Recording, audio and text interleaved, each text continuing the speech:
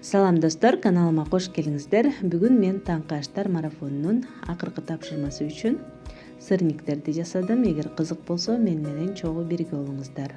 Бизге сөзсүз түрдө тараза керек. Быштакты тартып алабыз. 560 грамм алдым. Майлуулугу 5%дан жогору болбош керек. Ошондой эле 80 грамм кум шекер кошобуз. Ошондой эле болжол менен 80-100 граммдай ун кошобуз. Бул быштактын өзүнө жараша болот. 1 чымчым туз, 1 чай кашык ванилин жана 2 жумуртканын сарысын жакшылап чалып, камырыбызга кошуп, баардык казыктарды жакшылап аралаштырып алабыз. Эң негизгиси камырыбызды ун менен толтурбашыбыз керек.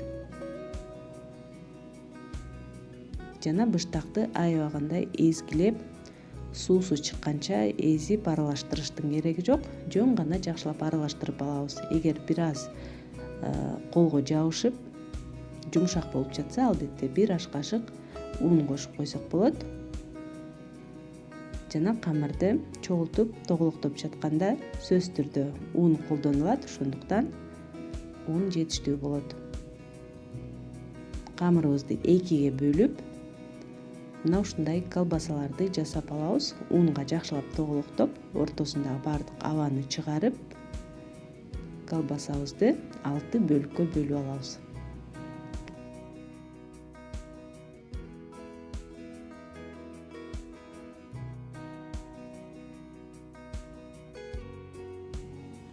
Эми тоголок камырларды жакшылап ундап, колубуз менен шарик кылып тоголоктоп чыгабыз.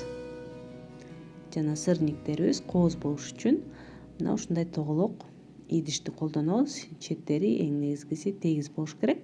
Жана 4-5 жолу эки жагынан мына ушинтип айландырып коебуз. Бир жагына которгондо үстүн бир аз баскылап, кайрадан 4-5 жолу айлантып, андан кийин бир ылайыктуу идишке тизе берсек болот. Астын бир аз ундап, андан кийин баарын бышырып алабыз. Ал эми сырниктерди бышырганда табага бышырып алсаңыз болот. Ошондой эле мага окшоп көп жасасаңыз, албетте духовкага жасаган ыңгайлуу болот. Бирок алгач табага кызарта кууруп алабыз. Ал үчүн табаны жакшылап ысытып, 2 аш кашык өсүмдүк майын куябыз да, май ысып чыккандан кийин сырниктерди салып, эки жагынан жөн гана кызарта кууруп алабыз.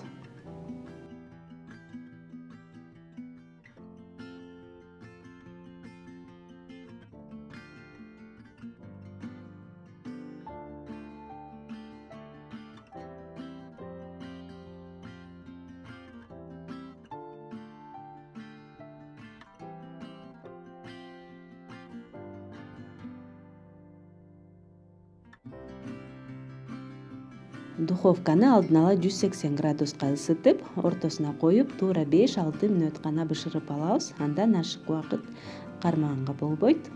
Мына ушинтип бүгүнкү биздин даамдуу сырниктерибиз даяр болду.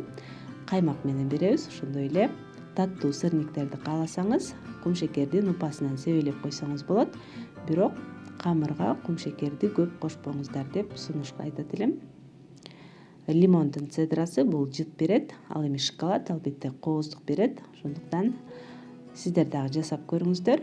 Бүгүнкү видео жакса, лайк басып, комментарий калтырып, каналыма катталыңыздар жана сөзсүз түрдө досторуңуз менен бөлүшүп койсоңуз, менин каналымдын өсүшүнө сиздердин да салымыңыздар болот. Көргөнүңүздөр үчүн чоң рахмат.